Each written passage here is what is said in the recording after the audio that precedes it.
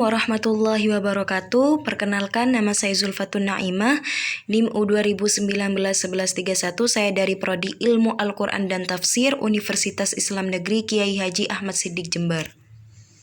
Pada kesempatan kali ini, saya akan menjelaskan tentang perkembangan manusia dan tahap-tahapnya, kemudian teori dan juga perkembangan emosi.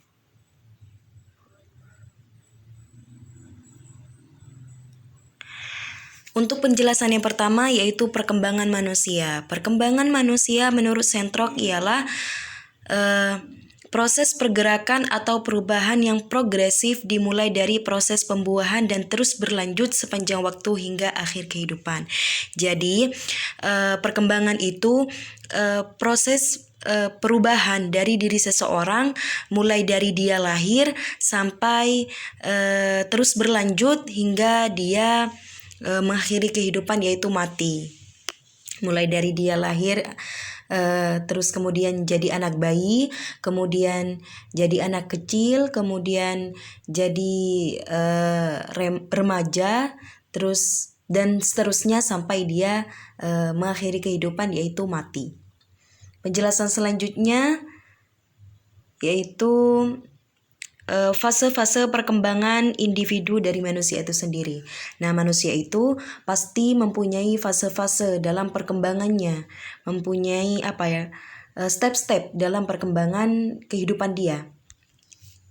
Untuk fase yang pertama yaitu permulaan kehidupan, yaitu konsepsi, dan kemudian yang kedua fase prenatal yaitu dalam kandungan, kemudian yang ketiga yaitu proses kelahiran, mulai dari dalam perut sampai umur hamil yaitu 9 bulan, kemudian masa bayi atau anak kecil mulai dari lahir sampai umur 1 tahun, kemudian masa kanak-kanak mulai umur lebih dari 1 tahun sampai 5 tahun, kemudian masa anak-anak umur lebih dari 5 tahun sampai 12 tahun, kemudian masa remaja umur lebih 12 tahun sampai 18 tahun, kemudian masa dewasa awal mulai dari umur lebih 18 tahun sampai 25 tahun, kemudian masa dewasa mulai dari umur lebih 25 tahun sampai 45 tahun, dan kemudian masa dewasa akhir yaitu umur lebih 45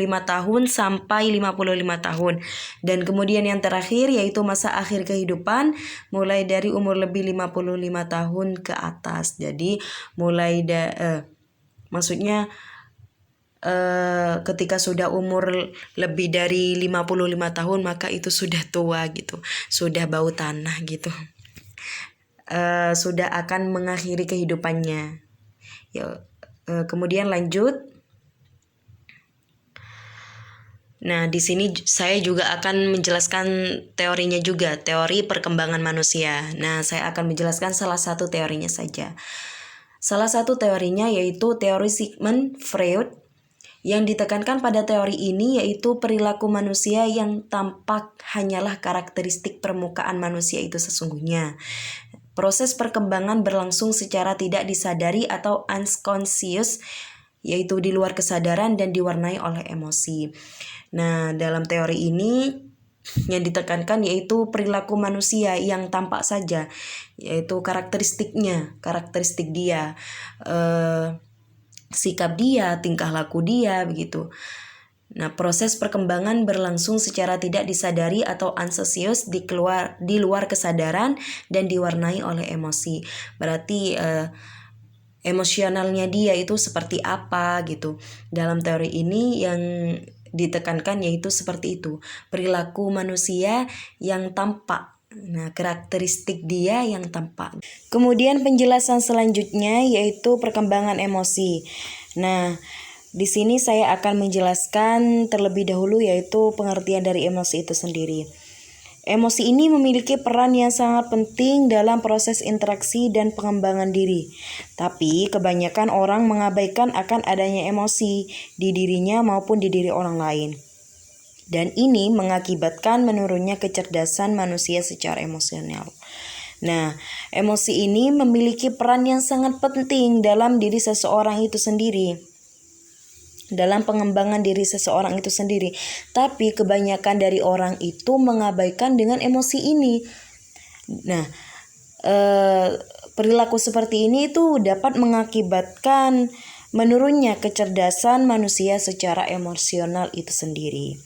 Nah, pengertian emosi itu sendiri yakni perasaan intens yang ditujukan kepada seseorang atau sesuatu. Reaksi terhadap seseorang atau kejadian. Emosi dapat ditujukan ketika merasa senang mengenai sesuatu, marah kepada seseorang, ataupun takut terhadap sesuatu. Nah, emosi ini perasaan yang intens, perasaan yang tiba-tiba muncul gitu, perasaan yang tiba-tiba udah jadi orang itu emosi gitu. Emosi ini yaitu reaksi terhadap suatu kejadian, baik ketika dia merasa senang ataupun ketika dia merasa marah dan juga ketika dia merasa takut. Nah, setiap orang itu ekspresi senangnya itu kan pasti beda-beda. Ada yang senang sampai gembira, ketawa-ketawa sampai lompat-lompat. Ada yang senang ya udah biasa aja, senang biasa aja gitu. Nah, kemudian ada yang marah, yaitu marah kepada seseorang. Biasanya setiap orang itu beda-beda marahnya itu bagaimana. Ada yang marah cuma dipendem aja, seperti orang sabar. Kalau marah itu nggak terlalu diekspresikan gitu. Beda dengan orang yang emosionalnya itu tinggi. Ketika dia marah itu barang di sekitarnya, pokoknya barang yang ada di sekitarnya itu langsung dibanting seenaknya dia. Yang penting dia itu marahnya bisa terluapkan gitu. Dan ada juga ya yang biasa aja gitu. Kemudian ataupun rasa takut terhadap sesuatu. Ada yang rasa takutnya ya biasa aja, takut biasa aja. Kemudian ada yang rasa takutnya sampai nangis-nangis, gemeter, kayak menggigil gitu tuh. Semua orang tuh beda-beda seperti itu. Itu